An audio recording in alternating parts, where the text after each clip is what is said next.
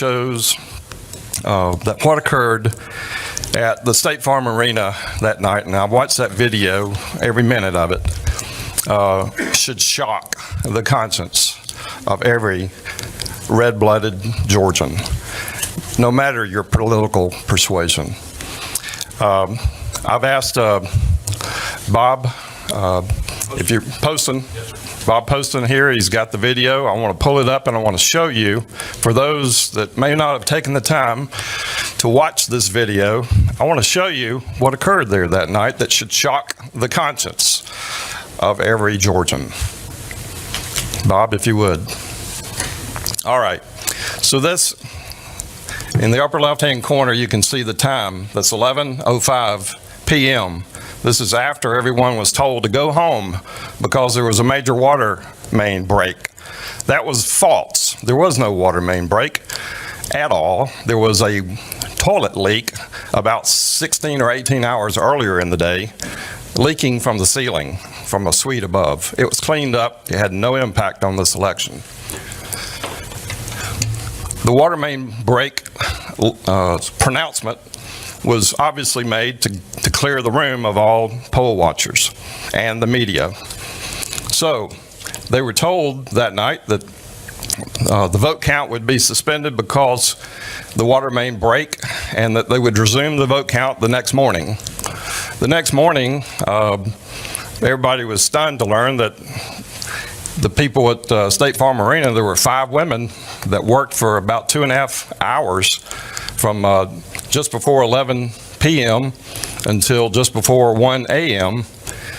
Scanning ballots. And the disturbing thing about it is that there were 5 of these desks with women at each of the 5 desks. And we've labeled the first one here, kind of focused on her. She's wearing a purple top, desk 1. This is at 4x speed, so we don't have to sit there and watch, it in a slower speed. But you can see that this lady is taking the same stack of ballots, and once she runs them through the scanner, there she goes. She sticks them back in and runs them a second time and a third time. And then the lady to her right, wearing the yellow top, we've got a second video that shows that she did the same thing with a stack of ballots on her desk. And so there's ballot scan number 3 from desk number 1. One man, one vote just went out the window at State Farm Arena on the night of November the 3rd, 2020. And it's here for all of us to see. This is much like going to trial with a who ran the red light case, and instead of having people coming in and testifying about who ran the red light, you got a video showing who ran the red light. Now, it doesn't take experts, and I'm glad we had an expert here today on the ballots in the person of Jovan Pulitzer, who is probably one of the most qualified experts I've ever had in the kind of cases that I've ever presented. I'm blown away with his credentials and his ability to, if he was given access to these ballots, he could tell us with 100% certainty how many of those ballots are real. I mean, how many of them are fake? And that's, at the end of the day, that's what all Georgians want to know is, were these ballots, that were being scanned here after everybody was told to clear the room, were these real ballots or were they counterfeit ballots? But they were included in the vote total. Now, I served an open records request upon Fulton County. There you can see desk number 2. She's on scan number 2 of the same ballots. We need to know who these women are, for example. They need to come before this panel or somebody under oath, under penalty of perjury, and testify about those ballots after Jovan Pulitzer has had a chance to inspect the ballots. Because I think that these people would be pleading the Fifth Amendment if asked questions about what they knew about these ballots. So I've served an open records request upon Fulton County. I wanted to get those ballots and make them available to Jovan Pulitzer so that he could determine, are these legitimate ballots or not? And I also wanted access to those computers that you see there and those scanners so that they could image what's on those computers and scanners to tell the people of Georgia, and particularly the people of Fulton County like me who pay taxes, whether or not our votes are being diluted or stolen. So what do I get? I get no response from Fulton County Board of Electors. I called yesterday. We had this thing set up for this morning. We had a truck loaded with 4 of these commercial high-speed scanners specified by Jovan show up at Fulton County Board of Electors warehouse, which is where they told me yesterday I should go with the scanners.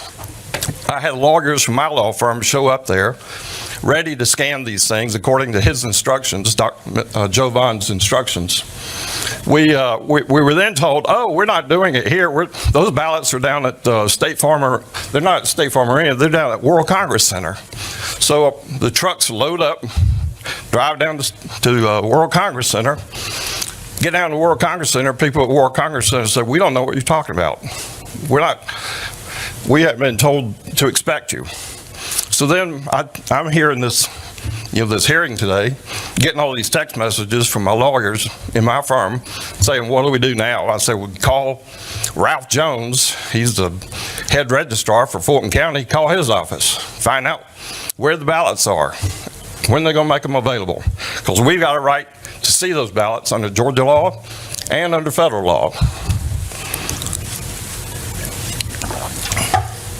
Well, the last word I got a little while ago was they're not going to make them available unless we have a court order.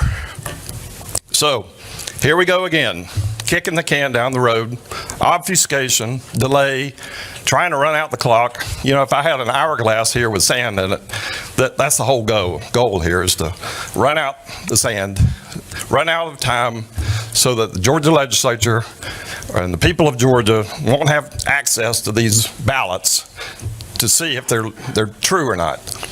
And, it's time for the Georgia legislature, the House, led by a great man, Speaker Ralston, and it's time for the Senate, led by a man that I've known since we were both little boys growing up in Beaufort, Georgia, Senator Butch Miller. It's time for these 2 gentlemen to do their job, call in the House and the Senate to look at this video. Look at the State Farm video. We all can see it. We know who ran the red light. It didn't take an expert to tell us who ran that red light. We can see what happened. How many times the same ballots get voted over and over again. So it's time to call a session and let the people, one by one, every legislator who's been elected needs to raise their hand and say, I'm for one man, one vote. And if I'm seeing one man, one vote violated there, then every person in the legislature needs to say all of those votes under what is called the adverse inference law of Georgia, all of those need to be tossed. You can't rely on them. So that's the summary of my testimony. And thank you for your time, Mr. Chairman. I'll take any questions at this time. Senator Rhett had a